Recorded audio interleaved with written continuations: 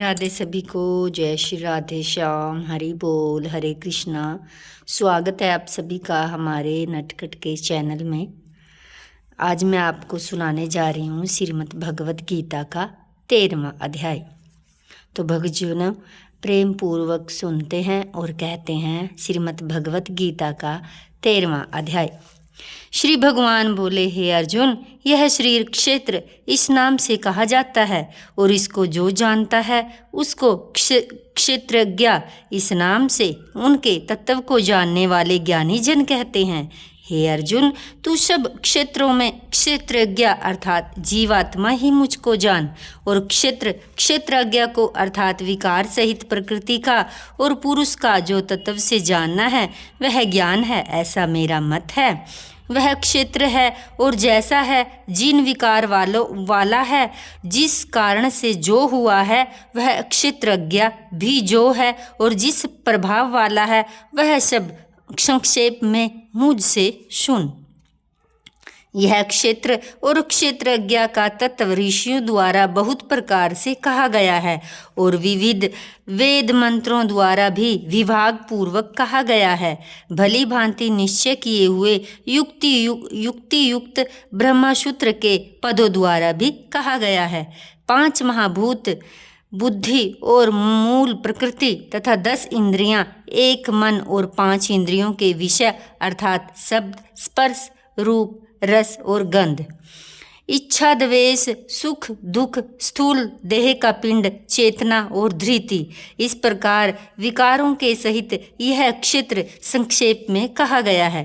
श्रेष्ठता के अभिमान का अभाव, दंभाचरण का अभाव, किसी भी प्राणी को किसी भी प्रकार न सताना, क्षमा भाव, मन वाणी आदि की सरलता, श्रद्धा, भक्ति सहित गुरु की सेवा, बाहर भीतर की शुद्धि, अंतकरण की स्थिरता और मन इंद्रियों सहित शरीर का निग्रह, इस लोक और परलोक के संपूर्ण भोगों में आसक्ति का अभाव, अहंकार भी अभाव, जन्म, मृत्यु, जरा और रोग आदि में दुख और दोषों का बार बार विचार करना, पुत्र, स्त्री, घर और धन आदि में आसक्ति का अभाव, ममता का न होना, प्रिय और अप्रिय की प्राप्ति में सदा ही चित्त का सम रहना, मुझ परमेश्वर में अनन्य योग के द्वारा अभिविचारणी भक्ति, एकांत और शुद्ध देह में रहने का स्वभाव, विशेषक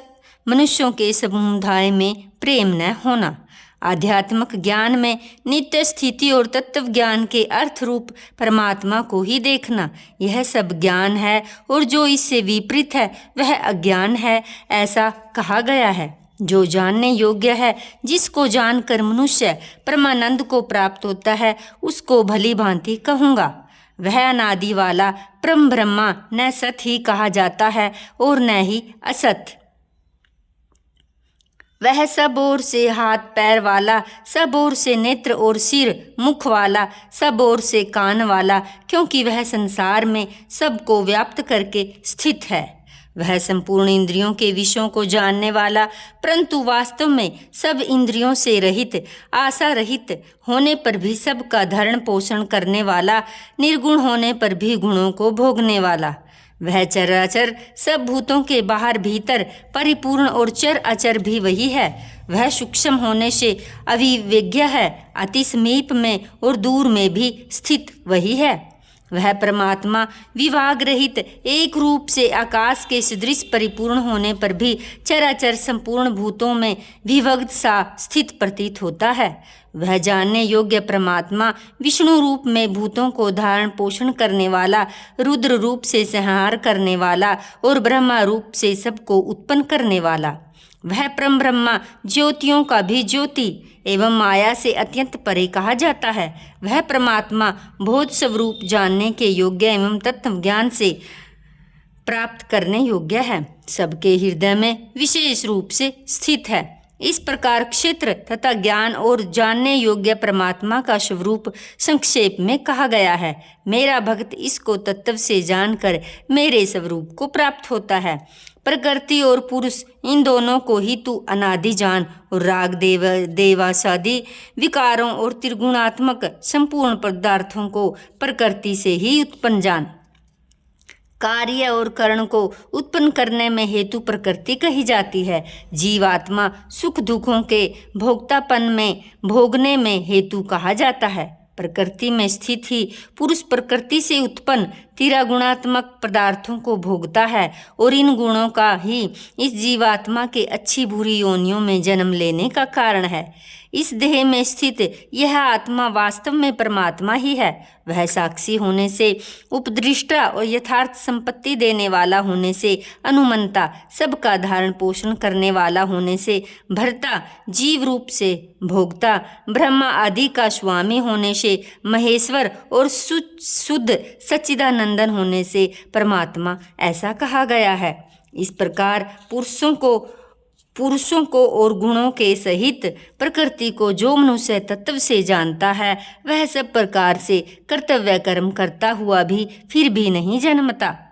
उस पर परमात्मा को कितने ही मनुष्य तो शुद्ध हुई सूक्ष्म बुद्धि से ध्यान के द्वारा हृदय में देखते हैं, अन्य कितने ही ज्ञान योग के द्वारा, दूसरे कितने ही कर्म योग के द्वारा देखते हैं और प्राप्त करते हैं। परंतु इनसे दूसरे अर्थात जो मंद बुद्धि वाले पुरुष हैं, वे इस प्रकार न जानते हुए दूसरों से अर्थात तत्व से जानने वाले पुरुषों को ही सुनकर तदनुसार उपासना करते हैं। वे श्रवण प्रयाण पुरुष भी मृत्यु रूप संसार सागर को निसंदेह तर जाते हैं। हे अर्जुन, यावन मात्र जितने भी स्थावर प्राणी उत्पन्न होते हैं, उन सब को तू क्षेत्र और क्षेत्रज्ञ के संयोग में ही उत्पन्न जान। जो पुरुष नष्ट होते हुए सब चराचर भूतों में परमेश्वर को नाश रहित और समभाव से स्थित देखता है, वही यथार्थ है। क्योंकि जो पुरुष सब में समभाव से स्थित परमेश्वर को समान देखता हुआ अपने द्वारा अपने को नष्ट नहीं करता, इससे वह परम गति को प्राप्त होता है। जो पुरुष संपूर्ण कर्मों को सब कर्मों से प्रकृति के द्वारा किए जाते हुए देखता है और आत्मा को अकर्ता देखता है, वही यथार्थ देखता है। जिस क्षण यह पुरुष भूतों के पृथक पृथक भाव को एक परमात्मा में ही स्थित तथा उस परमात्मा से ही संपूर्ण भूतों का विस्तार देखता है, उसी क्षण वह सच्चिदानंदन ब्रह्मा को प्राप्त हो जाता है। हे अर्जुन, अनादि होने से और निर्गुण होने से यह अविनाशी परमात्मा शरीर में स्थित होने पर भी वास्तव में न तो कुछ करता है और न लिप्त ही होता है। जिस प्रकार स्वत्र व्याप्त आकाश सूक्ष्म होने के कारण लिप्त नहीं होता, वैसे ही देह में स्वत्र स्थित आत्मा निर्गुण होने के कारण देह के गुणों में लिप्त नहीं होता। हे अर्जुन, जिस प्रकार एक ही सूर्य इस संपूर्ण ब्रह्मांड को प्रकाशित करता है, उसी प्रकार एक ही आत्मा संपूर्ण क्षेत्र को प्रकाशित करता है। इस प्रकार क्षेत्र और क्षेत्रज्ञ के वेद को, कार्य सहित प्रकृति से मुक्त होने को जो पुरुष ज्ञान नेत्रों द्वारा तत्व से जानते हैं, वे महात्मा जन परम ब्रह्मा परमात्मा को प्राप्त होते हैं। तो भक्त जनों, ये थे हमारा श्रीमद् भगवत गीता का 13वां अध्याय। आप सभी को श्रीमद् भगवत गीता का 13वां अध्याय सुनकर कैसा लगा, कमेंट बॉक्स में जाकर ज़रूर बताएं।